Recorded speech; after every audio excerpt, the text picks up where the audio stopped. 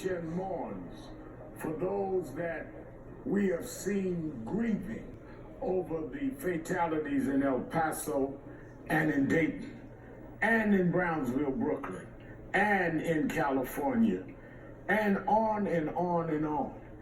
Two areas that we must deal with. And when the president addresses the country tomorrow, he needs to deal with one, what we're going to do about guns, how we stop these automatic weapons. There's no reason for people to have these kind of military-style weapons. Background checks he needs to deal with. He needs to talk substance and not just platitudes. Yes, pray for the families. I'm a minister. But you must get up after your prayers and do some real work. We need to change laws. We need to stop acting like these are sporting events where we just give the number of deaths like it's a scorecard.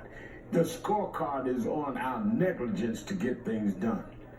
And then secondly, Mr. President, you need to deal with white nationalism and white supremacy, because the essay that young man wrote is clearly in that vein.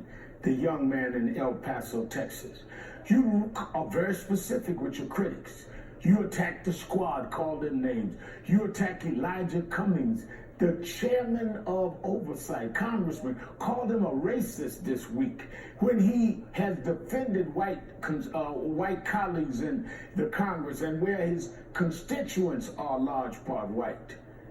You mocked his burglary. You called me a bigot, a racist. You said I don't like whites, even though for 25 years you said you know me. If you really thought I was a con man and a bigot, why did you call me after you were elected president and ask me to come and meet with you? I've worked with presidents that I disagreed with. I disagreed with Bill Clinton on the crime bill, but I worked with him on civil rights. I worked with George Bush, Republican, marched with him about Katrina, but I worked with him on education reform.